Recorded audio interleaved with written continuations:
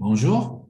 Je commence par remercier le comité d'organisation du 16e congrès de la Société africaine de gynécologie obstétrique organisé par la SAGO algérienne et je vais vous parler comment rendre une myomectomie cœlioscopique facile. Je suis un gynécologue installé à Tunis et si vous avez des questions, vous avez mon email sur la première plaque. Je n'ai pas de conflit d'intérêt par rapport à cette présentation. Alors, le fibrome est une tumeur bénigne très fréquente, elle est hormonodépendante, l'éthiopathogénie est mal connue et certainement il y a une prédisposition génétique. Donc, elle touche 20 à 30% des femmes de plus de 30 ans, c'est très fréquent, et elle est asymptomatique dans plus que la moitié des cas, donc découverte à l'occasion d'une consultation gynécologique ou d'une échographie. On connaît tous la classification de FIGO 2011, révisée en 2019, et qui classe le fibrome par rapport à sa position. Sachez qu'il est symptomatique dans 40% des cas après l'âge de 40 ans. La symptomatologie principale, c'est les ménométrorragies, avec une anémie, peuvent être aussi responsables des transfusions sanguines. Les traitements médicamenteux pour arrêter les saignements, on les connaît tous. Et en cas d'échec de traitement médicamenteux, on peut proposer la chirurgie. Un fibrome qui comprime les organes de voisinage peut être symptomatique. Un fibrome postérieur peut être responsable de problèmes rectaux et un fibrome antérieur va gêner la vessie. Les fibromes sous-séreux pédiculés peuvent se tordre. Alors, en quoi consiste cette prise en charge? D'abord, on peut ne rien faire pour un fibrome de moins de 10 cm asymptomatique en dehors d'un contexte d'infertilité. On a aussi le traitement médical, médicamenteux, qui est symptomatique et jamais curatif. Donc, il ne va pas faire disparaître le fibrome. L'embolisation artérielle est réservée pour les patientes qui ne sont pas désireuses de grossesse. Et bien sûr, le traitement, le gold standard, c'est la chirurgie. On a la myomectomie comme traitement conservateur et l'hystérectomie comme traitement radical. La différence que la myomectomie permet de préserver l'utérus et elle est intéressante en cas de désir de grossesse ultérieure. Les voies d'abord, on a la laparotomie, la cœlioscopie, la voie vaginale et l'hystéroscopie pour les fibromes intracavitaires. Aujourd'hui, la myomectomie cœlioscopique commence à devenir un gold standard chez les patientes désireuses de garder leur fertilité. On ne peut pas opérer tous les fibromes par voie cœlioscopique. De préférence, de ne pas dépasser 3 à 4 fibromes avec une taille qui ne dépasse pas les 8-10 cm. Et si on a plusieurs fibromes, c'est mieux de ne pas dépasser les 14 cm au total. Donc, vous imaginez que ce utérus polymyomateux sera plus difficile à opérer par voie cœlioscopique. On commence par un bilan préopératoire, l'échographie Doppler. Dans certains cas, l'IRM permet une meilleure cartographie des fibromes. L'installation est classique, mais de préférence, on utilise une voie d'abord supplémentaire au milieu avec un trocard de 10 mm pour permettre un passage des instruments plus facile et une table de cœlioscopique, de cœlio classique. Ce qui est nécessaire, c'est d'avoir un crochet monopolaire, un matériel de suture, un morcellateur, de préférence avec un endobac et un manipulateur utérin. Alors, la myomectomie cœlioscopique se déroule en 6 étapes. L'hémostase préventive, l'hystérotomie, la myomectomie proprement dite, l'hystérographie, l'extraction de la pièce et la prévention des adhérences. Une hémostase préventive est très importante parce que l'hémorragie pendant l'intervention risque de prolonger le temps opératoire, passer en laparoconversion, nécessiter des transfusions sanguines et plus rarement une hystérectomie d'hémostase. Donc, comment faire? On utilise d'habitude les analogues de GnRH pendant 1 à 3 mois. Ils permettent la diminution de taille de fibrome, une diminution de l'hémorragie, mais le fibrome devient plus friable et la préhension est plus difficile. On regarde cet article de Miliano. Donc, ils ont fait une étude randomisée double aveugle pour comparer l'utilisation de l'upristal d'acétate et l'agoniste de GnRH pendant 12 semaines. Et à la fin, ils ont trouvé que l'agoniste de GnRH est meilleur pour diminuer les pertes sanguines et le temps opératoire. Ils ont aussi, la même équipe, réalisé une méta-analyse et revue de la littérature. Donc, l'élément principal de cette étude, c'était la durée de l'intervention, mais comme élément secondaire, ils ont comparé les pertes sanguines, la fréquence de transfusion, etc., et les difficultés opératoires.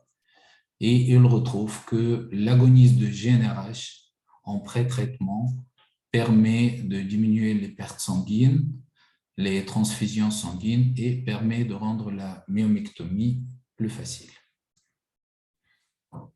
Deuxième possibilité technique, c'est une embolisation préopératoire avec une oblitération transitoire des artères utérines. Elle peut être unie ou bilatérale en fonction de la taille et du nombre de fibromes.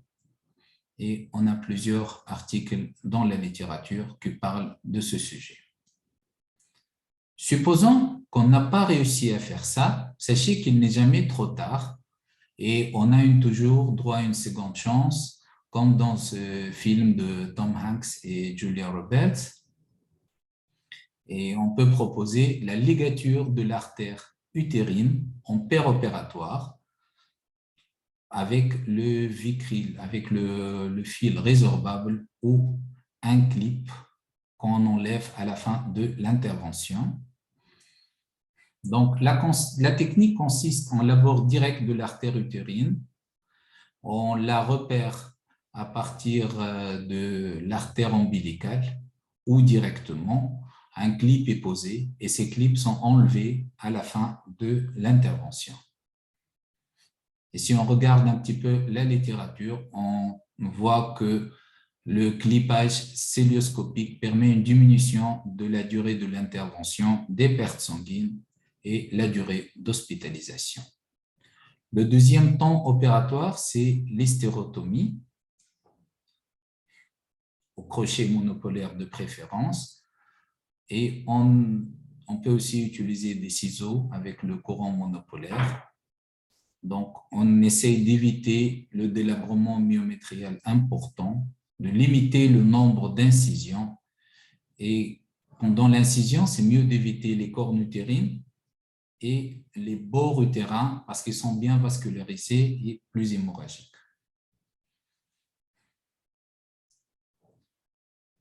Le troisième temps, c'est la myomectomie proprement dite. C'est comme pour la myomectomie par la parotomie. On va progressivement enlever le fibrome et l'élément clé ici, c'est une bonne traction, de préférence avec une pince de museau de 10 mm. La coagulation est faite d'une manière progressive avec une pince bipolaire si nécessaire et le plan de clivage doit être pratiquement avasculaire. C'est mieux d'éviter une hémostase secondaire parce qu'elles sont plus difficiles. Une fois le fibrome enlevé, on passe à la réparation, l'hystérographie. Donc, on peut utiliser un ou deux plans selon la taille de notre fibrome. Généralement, on utilise des points simples ou points X. On peut utiliser aussi le bleu de méthylène pour vérifier l'ouverture de la cavité utérine. On utilise un monofilament résorbable 0 ou 1 Et le myomètre profond, c'est mieux de le réparer par des points extramuqueux pour éviter de créer de synéchie. Donc, le secret ici, c'est d'avoir une hémostase correcte et une cicatrice solide à la fin de l'intervention. Donc, il faut avoir une technique vraiment rigoureuse. Une fois le fibrome enlevé, la pièce peut être enlevée soit par la colpotomie postérieure, soit par une mini-laparotomie, où on utilise un morcellateur, de préférence avec un endobac pour protéger la grande cavité abdominale de petits morceaux de ce fibrome. Et quand on regarde la littérature, on comprend que dans certains cas, on trouve des pièces malignes et on se dit qu'on avait raison d'utiliser un endobac pour avoir plus de sécurité pendant la célioscopie. Certains cas différents, donc on peut avoir un fibrome pédiculé. Là, la myomectomie est un peu plus simple parce qu'elle consiste à une coagulation bipolaire ou une section du pédicule. Si le pédicule est plus épais, comme ici, donc on fait une section plus proche du myome pour permettre une suture et une hémostase plus aisée du pédicule. Le fibrome de ligament large nécessite c'est une bonne indication d'abord de la célio, la bord antérieure comme pour la parotomie. Après une éventuelle coagulation, section du ligament rond, on ouvre le cul-de-sac vésico-utérin. Parfois, on décolle la vessie. Et ici, il faut bien sûr éviter l'urtère et avoir un bon plan. En conclusion, le fibrome utérin est une tumeur bénigne très fréquente. Seuls les myomes symptomatiques ou possiblement symptomatiques responsables d'infertilité peuvent être opérés. Le bilan préopératoire comporte une échographie Doppler pelvienne et dans certains cas une IRM. La technique de la myomectomie percélioscopique est bien codifiée. Le risque hémorragique est une limite à la myomectomie célioscopique. Différents moyens médicaux et plusieurs techniques chirurgicales simples existent. Il y a deux risques post-opératoires, les adhérences et les défauts de la solidité de la cicatrice. Il faut utiliser une technique rigoureuse et l'application des moyens de prévention des adhérences. Et merci beaucoup pour votre attention.